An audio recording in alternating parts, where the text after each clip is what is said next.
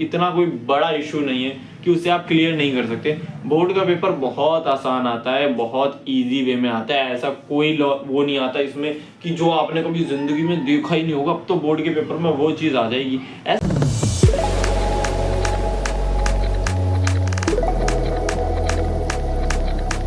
तो हेलो मेरे प्यारे भाई लोग, कैसे हो आप सभी लोग। आई होप आप सारे बहुत अच्छे हो गए और बहुत बढ़िया से हो गए। एंड भाई लोग आ चुके हैं हम फिर से एक और नई वीडियो के साथ। एंड भाई लोग इस वीडियो में आप लोगों के कुछ हाल चाल के बारे में पूछने आया हूँ कि आप लोगों के जितने भी मेरे को देख रहे हो जहां तक है, उन सबके बोर्ड के पेपर आ रहे होंगे।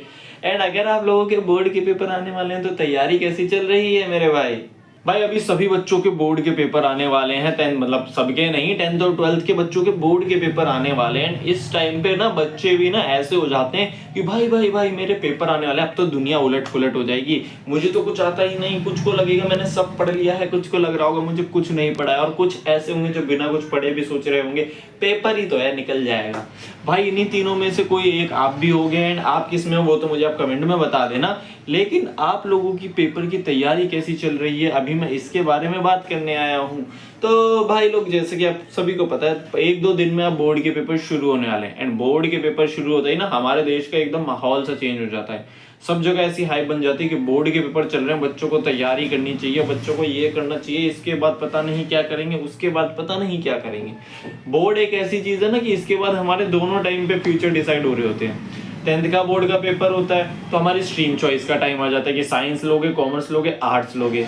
और 12th का बोर्ड का एग्जाम होता है तो इसके बाद हमें ये पता चल जाता है कि हमें कॉलेज मिलेगा या नहीं मिलेगा, मिलेगा तो कौन सा मिलेगा, और कौन से में कौन सी स्ट्रीम मिलेगी, कौन सी ब्रांच मिलेगी। सारी चीजों में हमारा फ्यूचर डिसाइड सिर्फ दो बोर्ड के पेपर पे, एक 10th का बोर्ड का पेपर, एक 12th का बोर्ड का पेपर। एंड बच्चे कुछ इसमें बहुत ज्यादा सीरियस हो जाते हैं, कुछ इसमें बहुत ज्यादा लूज पड़ जाते हैं, कुछ मीडियम रह जाते हैं।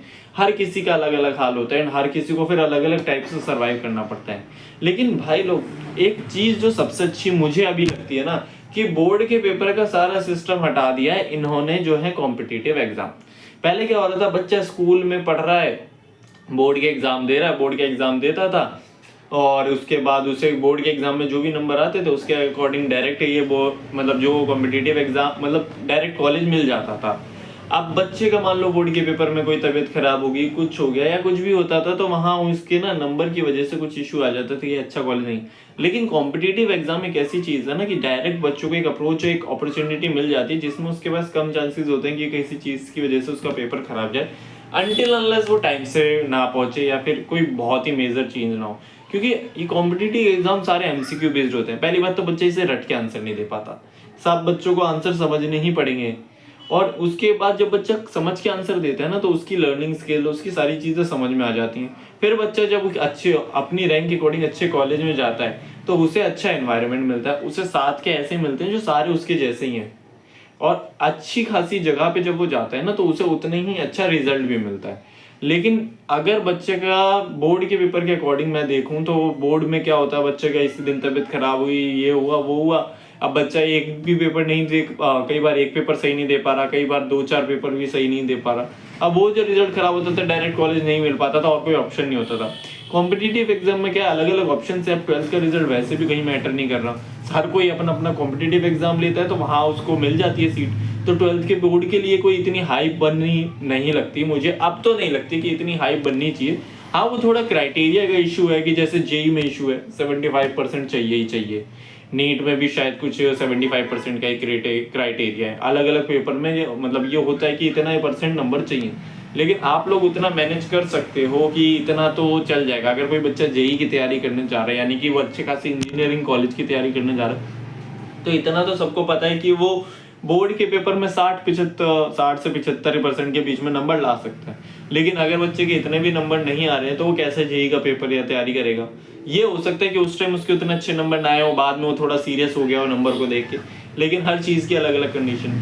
लेकिन एक चीज जो आप लोगों को समझनी चाहिए कि बोर्ड का पेपर इतना कोई सीरियस मतलब इतना कोई बड़ा इशू नहीं है कि उसे आप क्लियर नहीं कर सकते। बोर्ड का पेपर बहुत आसान आता है, बहुत इजी वे में आता है। ऐसा कोई वो नहीं आता इसमें कि जो आपने कभी जिंदगी में देखा ही नहीं होगा, अब तो बोर्ड के पेपर में वो चीज आ जाएगी। ऐसा कुछ नहीं होता। आपके रिपीटेड क्वेश्चन होते हैं, सैंपल पेपर होता है, आपके पास सपोर्ट मटेरियल, अगर गवर्नमेंट स्कूल की हो तो सपोर्ट मटेरियल होती है आपके पास।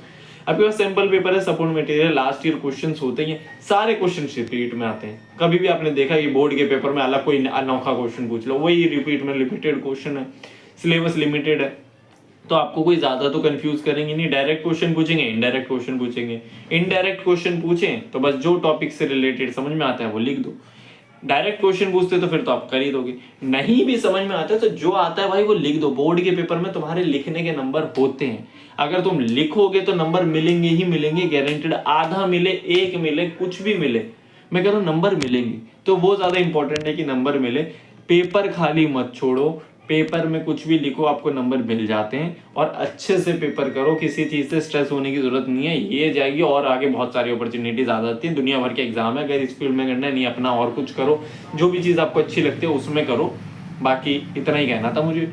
बाकी अब आप लोगों की क्या राय है, कैसा आपका मेंटल स्टेट है, कैसे आप पेपर की तैयारी कर रहे हो, वो मुझे कमेंट में बता देना।